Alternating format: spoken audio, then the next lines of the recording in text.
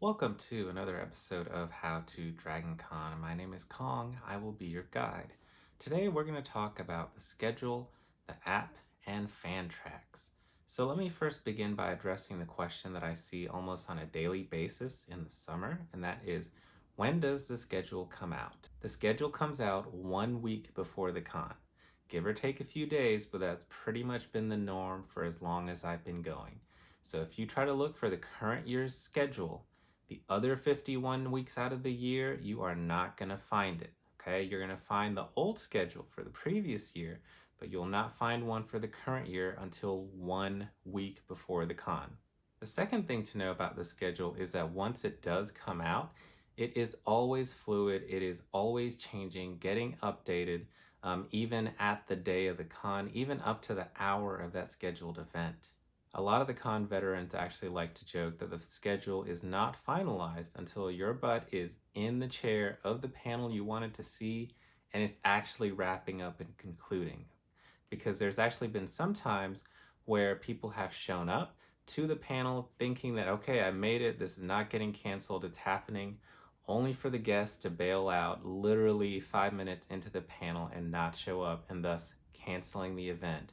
Looking at you, cast of Walking Dead. All right, let me backtrack. So where is the schedule? Back in the day, they used to actually release a big PDF document called the Pocket Program, and that would also be available in print form when you went to pick up your badge. However, now they've completely done away with that, and they've gone to an app. You can download it on your smartphone. It's available pretty much year round, although like I said, it will not be updated for the current year until the week before the con. Here is a pro tip. I would actually encourage you to go ahead and go and download the app now, no matter what time you're viewing this video, because there is a lot in there. It's a little clunky, so it may take some time just to get used to it. Whereas if you just get it a few days before the con, it may be a little overwhelming and you may end up missing something. It should be pretty easy to find. Just type in DragonCon Official, read the reviews, and you'll find it. Another good thing, or bad depending on how you look at it, the format of the app pretty much stays the same from year to year. Some of the guests, of course, the days and the times and the names of the panels will change, but the overall layout, the different buttons and sections, they don't really change a whole lot from year to year. So even if you look at the previous year's version, you should get pretty familiar with how to best use it for yourself. Okay, some of the things that I want to highlight on the app. If you are looking for a guest, whether that's a celebrity guest, a writer, any other kind of speaker really, that's where they're going to be. They're going to be under speakers. So find their name, it's alphabetical. Once you find it and click on that name, it will give you all the events that that guest is taking part in, every panel, every signing, things like that. But I do want to make a note for the TV and movie guests, the celebrity guests. Their schedules will only include the panels that they're doing and the professional photo ops that they're doing.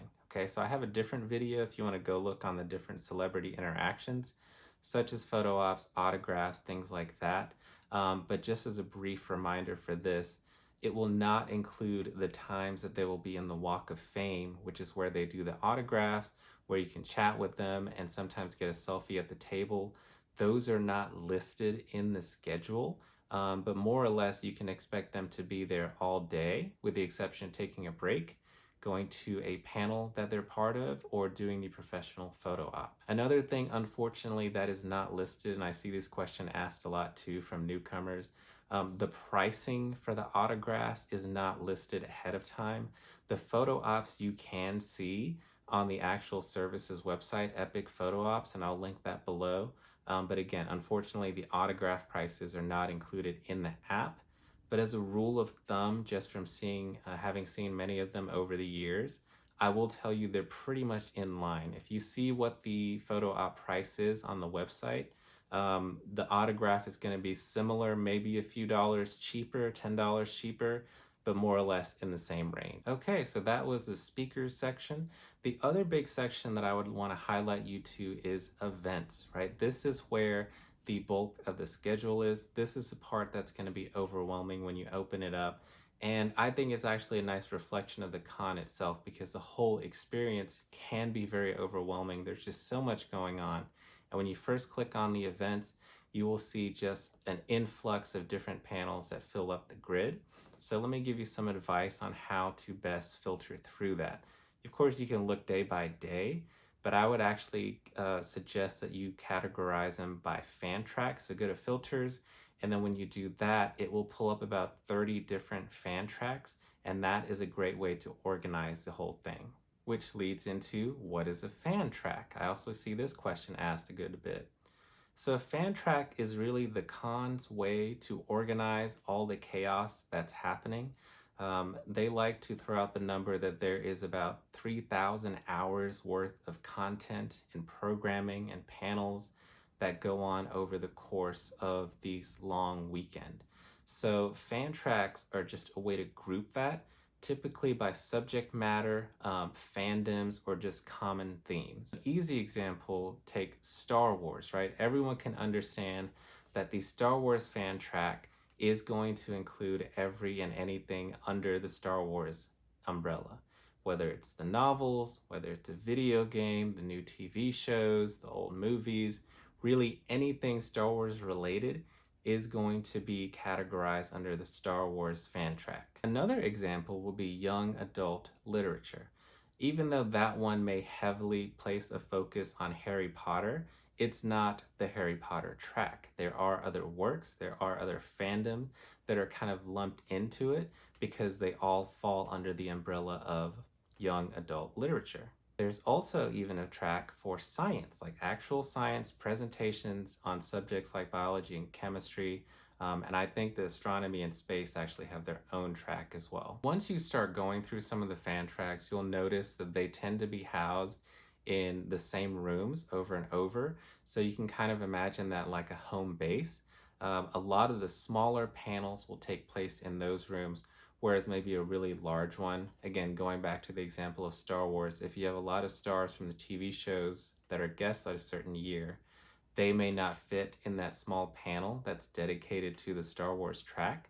So those will of course go to the big ballrooms that are shared between all the hotels and different tracks. But more or less, if it's a smaller kind of fan-led panel, it'll be in the same room, so you can get pretty familiar with that area.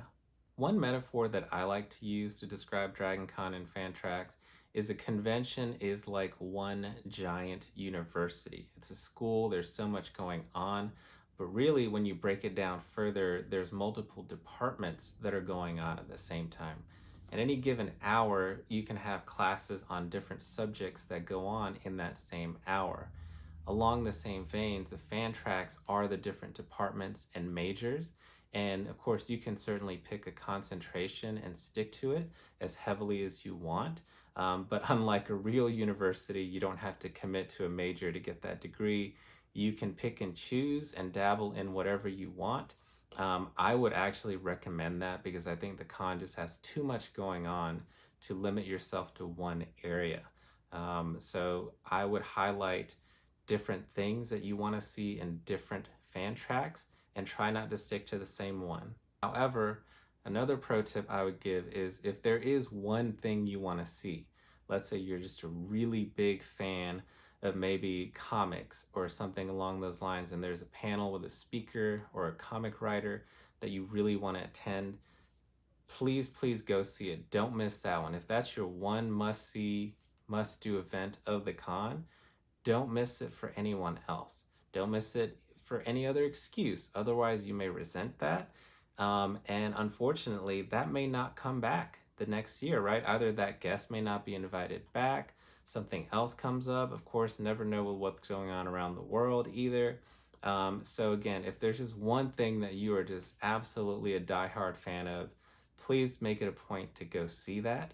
But other than that, be flexible. Even though I like to add a lot of different events to every given hour just to give myself options, that doesn't mean I'm going to see all of them or even any of them. Even if I have 3, 4, or 5 events filled in that hour, just because I was interested in what those topics were, I may just end up sitting out that hour because I'm tired. I may just want to go people watch. I may want to meet up with some friends. So again, when you make the schedule, even if it's the perfect itinerary that you spent hours making, Just be realistic that you will not be able to see everything that you want and that they're more there just to give you options at any given hour. And one final thing I want to leave is a link below to DragonCon's website portion of the fan tracks so you can get an overview of what they are. Some of those sections are updated more than others, and some of them will actually release a preliminary rough draft of their schedule before the main one that's released a week before the con. So if you're really into a certain area like costuming, I would go look at them. They may even have certain links, dates, registration sites that you may not be able to find on the main site itself. So that is all I have on the schedule and the app and fan tracks. If you have any questions, please feel free to ask them. If you have any comments on maybe what your favorite fan track is, or a small event that you've attended before that other people may not be aware of that you want to highlight, please feel free to share that. Otherwise, I will see you next time.